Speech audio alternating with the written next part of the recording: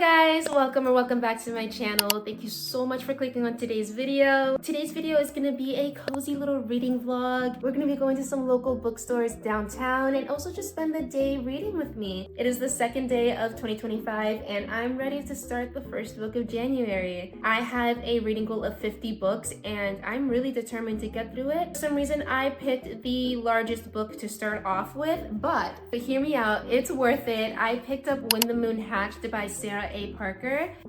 She's a big one. She is definitely a big one, but I'm hoping if I read it on my Kindle, it's gonna make it go a lot faster. So that's what we're gonna be doing today. We're gonna be reading, tidying up, and going to bookstores, and I really hope you enjoy today's video.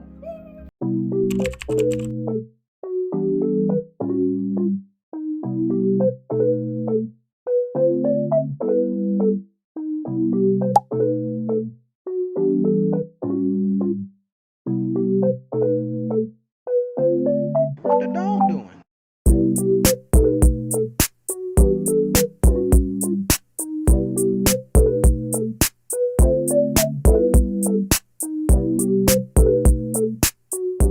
I have a little haul. I wanted to show you guys some of the books that I've gotten recently and also the 2 books that I read since getting all of these books. I have a good handful of books that I've gotten in the past maybe 2 weeks. The most exciting thing is that I got a Kindle, my first ever Kindle. I am absolutely obsessed with it. I adore it so much. The main reason why I got a Kindle is because I want to be able to read at 3 in the morning in my bed without having any lights on. That was literally the only reason I justified this purchase. And it's so cute, all these stickers, and I have a little H charm at the bottom. I love it. I adore it. This one is so exciting. It's Heartless Hunter. I got this as a Christmas gift by one of my friends from Book Talk. Her name is Jazzy. I'm gonna have all of her socials on the screen and also linked down below. She is amazing. I love her content and she is possibly gonna be making a booktube soon and I'm really excited if she does.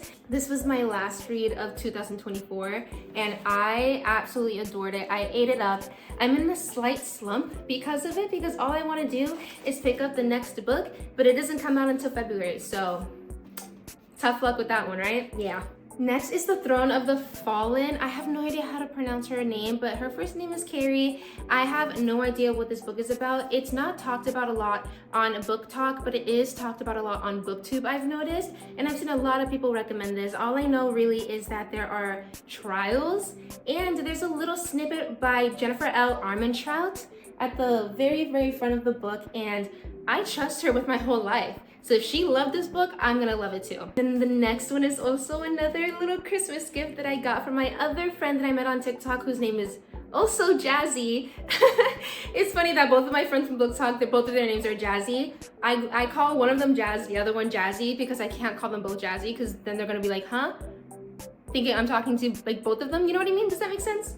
She makes insane content, super engaging, has the best recommendations ever. You should follow her socials as well. And I also need help convincing her to go onto BookTube because what is she doing? Come over here, guys, come on. She got me Archer's Voice, which is insane. I have not picked it up yet because I'm not in the mental capacity to read a devastating story. When I told her that, she was like, that's so valid. You read this when you're ready, at any time. And then another book that I don't see really talked about on Book Talk, but I've seen so many people recommend it on BookTube, The Wedding People. In 2025, I really want to expand on all the genres that I read. I want to expand from reading just fantasy, and I'm now dabbling into contemporary romance. I want to dabble into other genres, and I think dabbling into The Wedding People would really help me go into that. I know the main character goes to a hotel where the only guests there beside her are literally wedding people. It's for a wedding, but she's there to herself. And I guess this is really just about her journey. And this is another book that I need time to pick up because I know it's gonna be devastating. And like I said, I am dabbling into my contemporary romance era. So how else am I supposed to dabble into contemporary romance if it's not Emily Henry? I already finished Funny Story. Put me in a slump where I literally was like, if I don't purchase an Emily Henry book and get it in my hands right now, I'm not reading at all. So that's where these two came in. So I got Happy Place and Beach Read. I honestly want to read Beach Read right now. I understand it's January, but this is calling my name so badly. That's literally all of the books that I've gotten recently. And it's crazy how I decided to show you guys this right after I finished putting away all of my books from recording TikToks. So now I have to put these books away again. This is going great.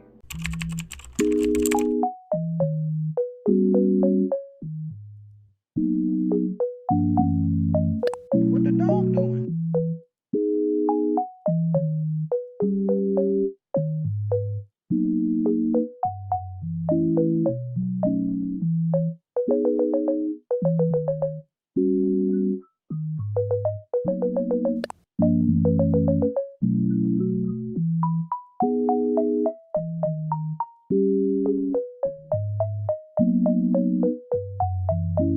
What the dog doing?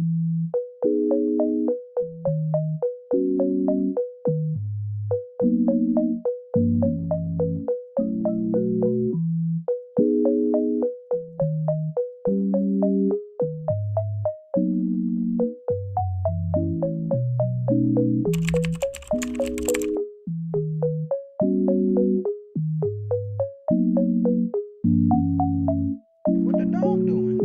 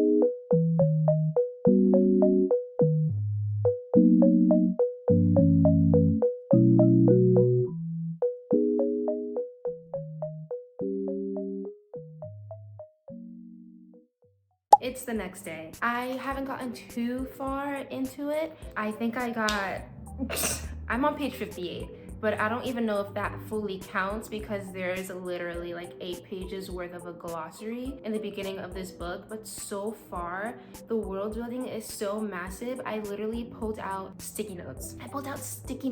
I have never pulled out sticky notes in any fantasy book I've ever read, ever, period. Not even in ACOTAR. So far, I am enjoying it. The first like 2 chapters, she was literally walking up the same set of stairs the entire time. We're gonna go ahead and try to continue reading this. I might read this for a 24-hour reading challenge. I am not entirely sure because this is a big boy, and if I pick this book up for a 24-hour reading challenge, it will be the only book I read in those 24 hours.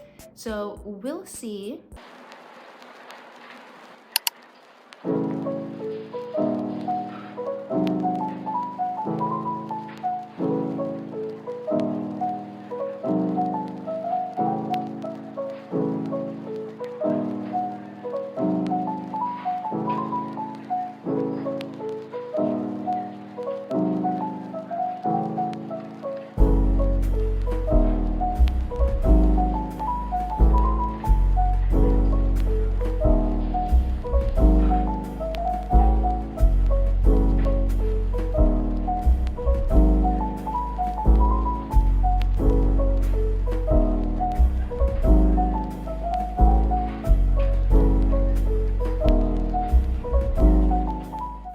made it 10 chapters through When the Moon Hatched, which doesn't seem like a lot, but with how big this book is, it's a lot.